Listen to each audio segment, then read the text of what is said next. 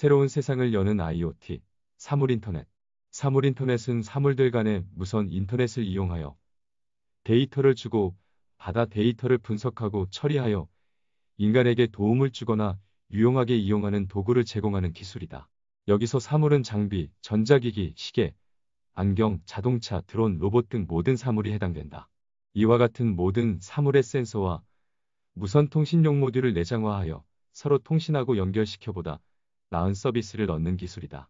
IoT 기능을 하는 사물들은 인간이 개발하여 내재화시킨 프로그램된 순서와 절차에 따라 기능을 수행하면서 동시에 사물 안에 내장된 센서를 통해 데이터를 수집하고 수집된 데이터를 무선 네트워크 인터넷을 통해 다른 사물들과 연결되어 데이터를 주고받아 분석하고 처리하여 새로운 기능이나 부가가치를 만들어 활용하게 된다. 전 세계적으로 사용하고 있는 IoT의 숫자에 대한 통계 자료를 보면 2013년 30억 개, 2014년 37억 개, 2015년 49억 개, 2020년 250억 개로 기하급수적으로 증가할 전망이다. 신업연구원의 자료에 따르면 IoT 시장 규모는 국내의 경우는 2016년 5조 원, 2019년 11조 원, 2022년 23조 원이고 세계 시장은 각각 208조 원, 375조 원, 678조 원, 1225조 원으로 전망했다. 국내보다 세계 시장의 확장 속도가 훨씬 빠르고 넓다. IoT를 구성하는 6가지 요소. 사물인터넷은 6가지 요소로 구성되는데 가장 기본이 되는 데이터 수집용 센서와 센서가 수집한 데이터를 송신하는 무선 네트워크. 무선 네트워크를 통해 받은 데이터를 저장하는 클라우드. 클라우드에 저장된 빅데이터. 빅데이터를 분석하고 처리하는 인공지능이나 프로그램. 그리고 인공지능이나 프로그램을 통해 만들어진 부가가치 서비스다. 이 중에서 센서, 무선통신, 클라우드는 하드웨어고 빅데이터, 인공지능 프로그램, 부가가치 서비스는 소프트웨어다. 부가가치 서비스는 사용자와 인간에게 유용하고 편익을 주는 새로운 가치와 기능의 서비스다. 각각의 요소가 제공하는 가치는 피라미드의 아래에서 위로 올라갈수록 커진다. IoT의 종류와 분류. IoT는 다양한 종류가 있는데 데이터를 송수신하는 방법, 동적인 움직임 여부, 그리고 인공지능 기능 유무에 따라 분류할 수 있다. 여기서는 우리가 알고 있는 IoT를 보다 체계적으로 이해하기 위해서 몇 가지 방법으로 구분하여 설명한다. 1. 데이터 송수신 기준에 따른 분류. IoT가 센서를 통해 수집된 데이터를 보내고 받는 방법에 따라 3가지로 구분된다. 데이터를 수집하여 내보내기만 하는 데이터 송신용 사물, 데이터를 외부에서 받기만 하는 데이터 수신용 사물, 그리고 데이터를 내보내고 받기도 하는 데이터 송수신용 사물이다. 사물들의 행동 방식에 따른 분류. 사물이 움직이는지 아니면 한자리에 고정된 것인지에 따라 3가지로 구분된다. 프로그래밍에 따라 스스로 움직이면서 행동하는 것으로 청소로봇, 택배형 드론처럼 위치를 이동하는 기능을 갖는 사물, 스스로 움직이는 기능은 없이 고정된 상태로 작동하는 것으로 스마트 냉장고, 음성 비서 알렉사와 같은 사물, 사람이 사물을 휴대하여 사용하는 것으로 스마트워치, 웨어러블 헬멧과 같은 사물이다. 인공지능 여부에 따른 분류. 사물에 인공지능 같은 기능이 있는 것인지 아니면 단순히 프로그래밍된 순서와 절차에 따라 기능하는지에 따른 분류다.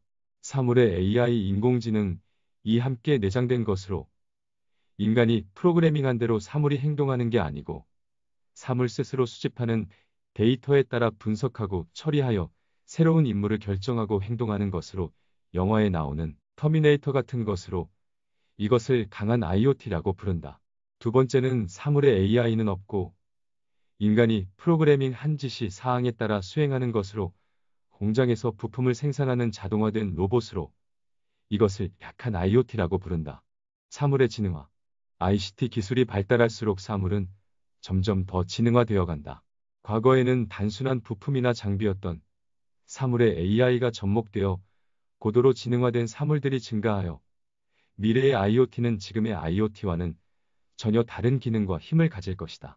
인간은 다른 인간과 연결되고 협업할 수 있는 범위와 수준이 한정적이라 생산성이나 부가가치 창출에 한계가 있지만 사물은 다른 사물들과 무한대로 연결되고 확장이 가능하다. 24시간 계속 일해도 쉬지도 지치지도 않는다. 지능 수준 측면에서도 인간의 두뇌는 저장 능력이나 정보 처리 속도에서 한계가 있지만 AI를 가진 사물들은 인간과 달리 무제한의 지적 능력을 가질 것이다. 미래는 지능을 가진 사물들이 무선 네트워크를 통해 무한대로 연결되는 초연결 시대 Ultra Connected Air가 될 것이다. 작업자 안전관리 시스템. 제조 공장 안에서는 장비와 작업자들이 수시로 이동하므로 다양한 종류의 안전사고가 발생한다. 예를 들어 무거운 부품이나 물건을 이동하는 지게차와 앞쪽의 시야를 가릴 정도로 커다란 물건을 들고 이동 중인 근로자가 모서리가 있는 교차 지점에서 만나는 경우 서로가 상대방을 인지하지 못해 충돌 사고가 일어나고 이것은 자칫 커다란 인명사고로 이어진다.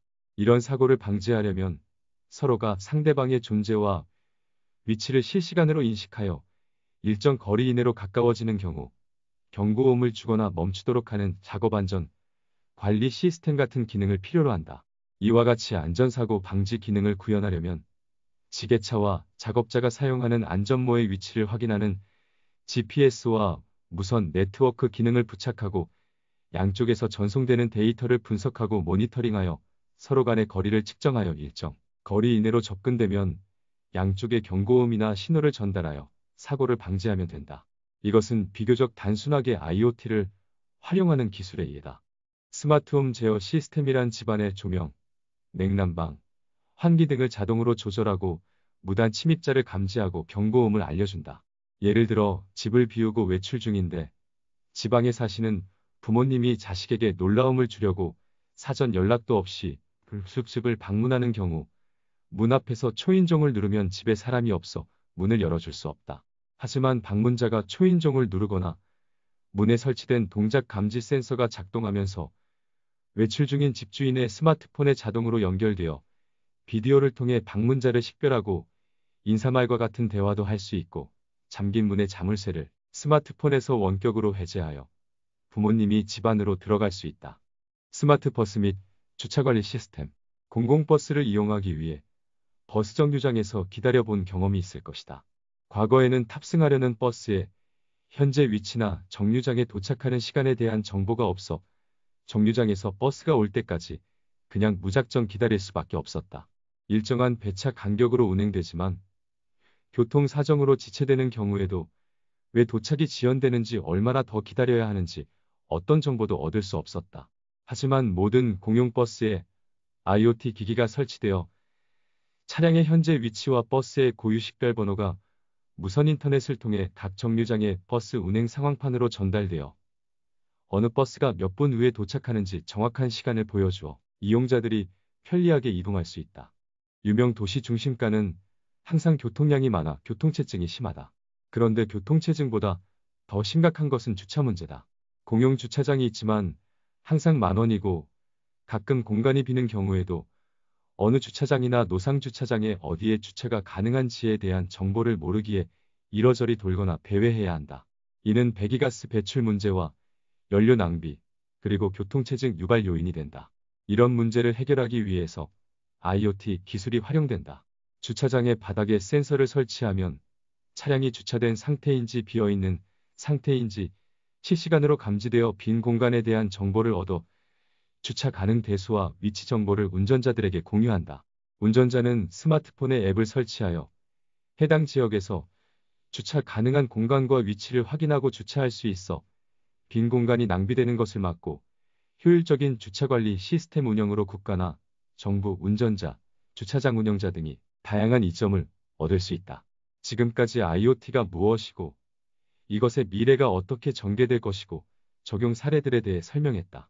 IoT가 범람하고 지배하는 세상이 오고 있다.